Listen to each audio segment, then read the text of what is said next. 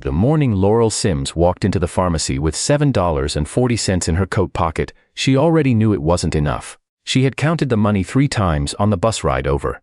Twice in her gloves, once on her lap. As if the numbers might somehow change if she tried again.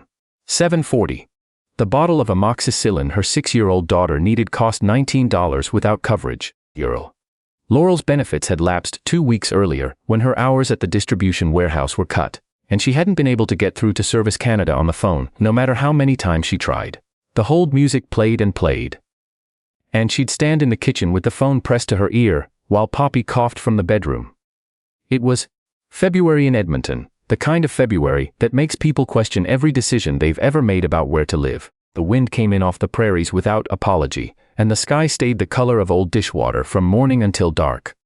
Laurel had walked the last 4 blocks to the pharmacy, because the bus pass she'd been using belonged to her friend who needed it back, and the transfer she had was expired. She didn't want to explain that to anyone. She just walked, head down, collar up, boots that were starting to separate at the left sole making a soft flapping sound against the salted sidewalk. She pushed through the glass door into the warmth and stood for a moment letting her eyes adjust to the fluorescent light. The pharmacy smelled the way pharmacies always smell. Antiseptic and something faintly sweet, like cough syrup left open too long. There were 2 other customers in line. Laurel got behind them and waited, holding the prescription slip she'd gotten from the walk-in clinic that morning. Poppy had been up since 2 a.m., her breathing labored, her cheeks flushed hot against Laurel's palm. The doctor had said it wasn't serious yet, but it needed to be treated now. That word, now, had sat in Laurel's chest the entire bus ride. When she reached the counter, the pharmacist, a woman in her 50s with reading glasses pushed up on her forehead, scanned the prescription and typed without looking up, "That'll be $19.22.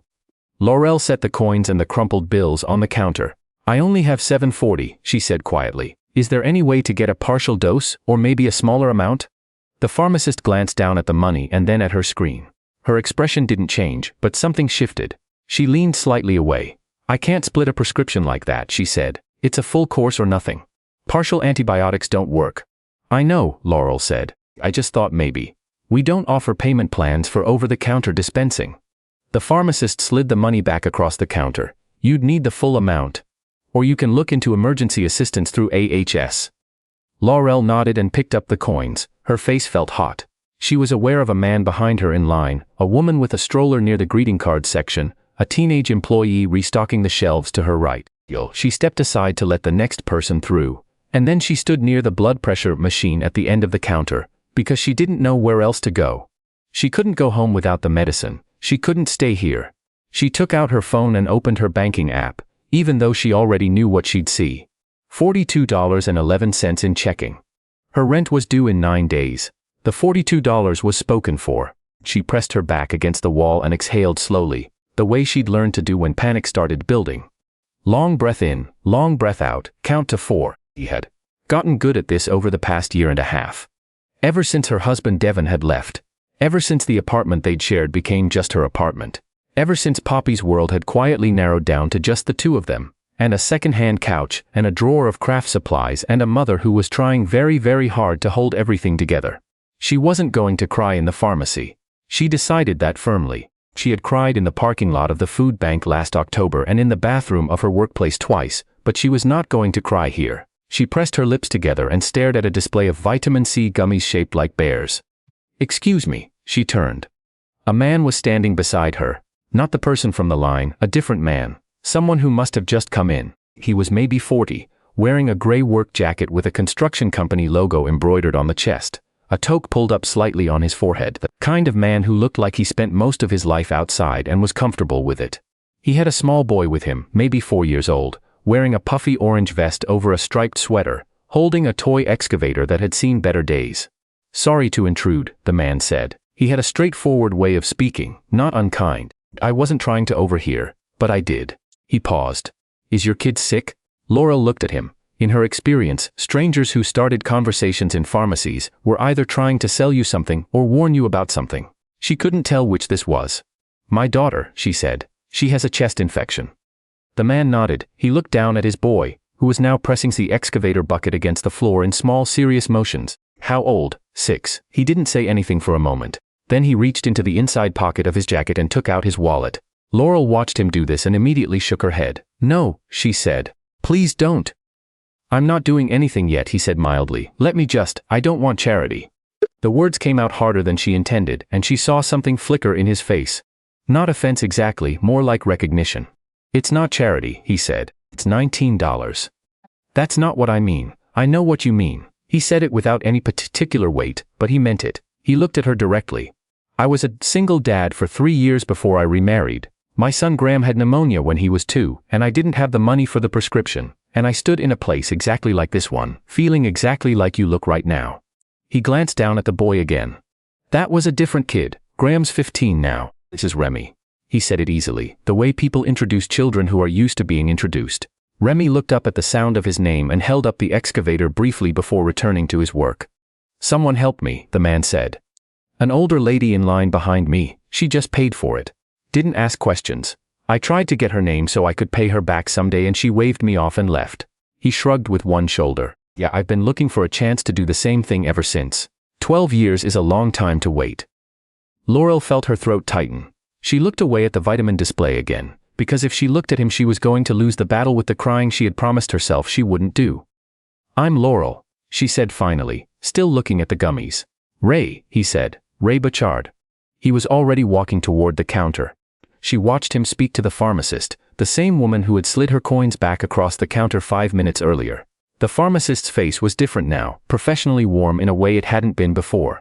Laurel heard the transaction complete. Ray came back with the white paper bag and held it out to her. "The full course," he said. 10 days. Don't skip doses even when she starts feeling better." "I know," Laurel said. Her voice was smaller than she wanted it to be. "I know you know." He said it without condescension. She took the bag. It felt heavier than it should for something so small. She stood there holding it with both hands and for a moment she genuinely could not find a single word. What do you say to something like this? Thank you felt laughably inadequate. The English language with all its words had not made one that fit. "Thank you," she said anyway. Ray nodded. Remy had moved on from the floor to trying to balance the excavator on top of a display stand near the entrance. Ray glanced over with the practiced calm of a parent who has assessed the situation and determined nothing is about to break. "Can I ask you something?" Laurel said. "Sure. Why did you even notice? Most people don't." He considered this for a moment as if he were taking the question seriously instead of just deflecting it. "I don't know," he said. "I think when you've been in a hard place yourself you start to notice the way people hold their shoulders when something's wrong. You walked in looking like someone who'd been carrying something heavy for a long time." He paused. "I've walked in looking like that." She nodded slowly. Outside, the wind pressed against the glass door in small gusts. Remy had given up on the excavator and was now pressing his face against the front window, watching the street with great seriousness. "He's got good snow observation instincts," Laurel said. Ray laughed, a real laugh, short and surprised. "He really does. He'll stand at the window for 20 minutes watching it fall." He shook his head. Anyway, he seemed like a man who didn't need to fill silences unnecessarily. "I hope your daughter feels better fast." "She will," Laurel said. And for the first time that morning she believed it. She turned toward the door, then stopped. "The woman who helped you," she said. "The one in the pharmacy 12 years ago. Did you ever find out who she was?" "No. Do you think about her?" He seemed to consider this genuinely. "Sometimes," he said. "Mostly I think about what she decided in about 4 seconds. She just looked at the situation and decided to do something about it. No long deliberation, no making sure it was deserved." He glanced at Remy. "I want him to learn how to do that." Laurel pushed through the door into the cold. The wind hit her immediately, threading through the gap between her scarf and her collar. And she tucked her chin down and held the paper bag against her coat. The bus she needed was at the stop half a block away, and she could see it idling, not yet pulling away. She started walking faster. On the bus, she held the bag in her lap with both hands. An older man across the aisle was reading a folded newspaper. A teenage girl had earbuds in and was staring at her phone. Bus moved through the gray afternoon, past snow-edged parking lots and bare-branched trees and the long flat commercial strips that made up this part of the city. Laurel watched it all go by through the window and felt something shift inside her, very slowly, the way ice sometimes shifts at the end of winter. Not breaking, just loosening. She thought about Poppy at home with Laurel's neighbor Agnes watching her. Agnes was 73 and had raised 5 children. And had a way of appearing at exactly the right moment with soup or a blanket or, once, a chocolate bar, without ever making you feel like you had asked for help. Laurel had accepted Agnes's offer that morning without argument, which was itself something that had taken a year and a half to learn how to do. She thought about what Ray had said, what she decided in about 4 seconds. There was something in that. There was something in the idea that kindness was not necessarily a complicated calculation, that it didn't require all the information or certainty that you'd be thanked or that the person deserved it, or that you could afford it emotionally, that sometimes it was just a decision, like a door you walked through or didn't.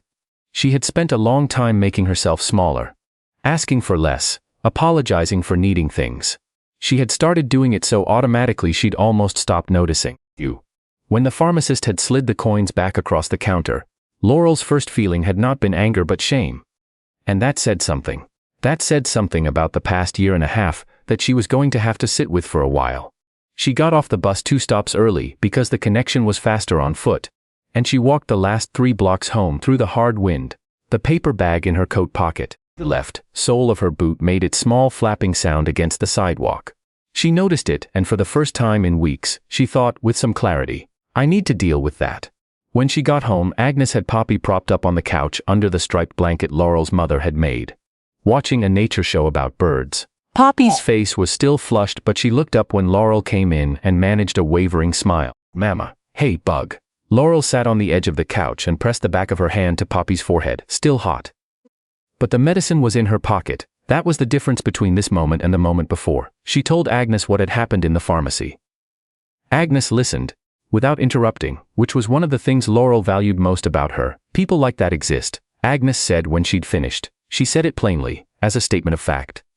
I know, Laurel said. I just forget sometimes. Agnes put on her coat to go back across the hall. At the door she turned back. You should write it down somewhere, she said. What happened today, so you don't forget again. Laurel thought about that after Agnes left. She got the medicine measured and gave it to Poppy with a glass of water, and held her for a while on the couch, her daughter's weight warm and small against her, the television showing a snowy owl lifting off a branch in slow, enormous wing beats. She didn't write it down. She didn't need to. Some things don't require documentation because they're already part of you by the time they're over. Over the next few weeks, Poppy recovered steadily. The cough faded and the fever didn't return, and she went back to school on a Thursday and came home with a drawing of a purple horse she'd made in art, which Laurel taped to the refrigerator next to the other drawings. Laurel called Service Canada twice more, and finally, on the 3rd call, reached someone who walked her through re-enrolling in provincial benefits. It took 40 minutes and 3 transfers, and at the end she was approved, coverage effective within 2 weeks. She wrote the date in her calendar in pen. She also, that same week, looked up the address of the food bank and called to ask if they needed weekday volunteers. They did. She started going on Thursday mornings before her shift at the warehouse, helping sort donations in the back room. It was not glamorous work. It was moving boxes and checking expiry dates and sometimes organizing shelves for 2 hours in a cold space that smelled like cardboard and industrial shelving. She found that she didn't mind it. She found that it gave her a place to put some of what she'd been carrying. She thought about Ray Bouchard sometimes. She thought about the excavator, and Remy pressing his face against the pharmacy window watching the snow, and the way Ray had said it wasn't charity, it was $19. As if the distinction mattered, and as if he trusted her to understand why. She thought about what she would do if she were standing in a pharmacy line someday and saw someone counting money with the particular stillness of someone who already knows the number isn't going to change. She thought. 4 seconds. Spring came late that year, the way it often does in Edmonton, announcing itself in small installments. A day above zero. Then 2 days of cold again. Then a rain that finally washed the last of the gravel and gray slush from the curbs. By April, Poppy was riding her second-hand bike, up and down the sidewalk in front of the building in the long evening light, and Laurel sat on the front step watching her, coffee getting cold in her hands, the air finally holding some warmth in it. She had applied for a different position at the warehouse. A team lead role, 10 more hours guaranteed per week, slightly better pay. She didn't know yet if she'd get it. She had written the cover letter 3 times before she'd sent it. But she had sent it. A woman, at the food bank, a coordinator named Greta, who had been running the place for 11 years, had mentioned offhandedly one Thursday morning that the organization was trying to set up a small emergency fund for clients who needed specific things. Medicine, bus passes, school supplies, that the food bank itself couldn't cover. She said they needed someone to help coordinate outreach. She said it to no one in particular, the way people say things when they're leaving the possibility open. Laurel had thought about it for 3 days before she went back to Greta and said she'd like to help. It was not a large thing. It was a Thursday morning in a cold back room with cardboard boxes and a list of names. But she thought about the woman who had paid for a prescription 12 years ago and walked out of a pharmacy without leaving a name. She thought about what gets started by something so small, the long chain of it, the way it moves through time and people, invisible and unstoppable. She thought, sometimes you're the person at the counter and sometimes you're the person in line, and the work is learning to be present for both. Poppy rode her bike to the end of the sidewalk and turned around and came back, legs pumping, hair loose, calling out something about going faster. Laurel raised her coffee in a small salute, and Poppy grinned and flew past, and the evening light caught everything at that low angle that makes ordinary things look, briefly, like they were made to be seen.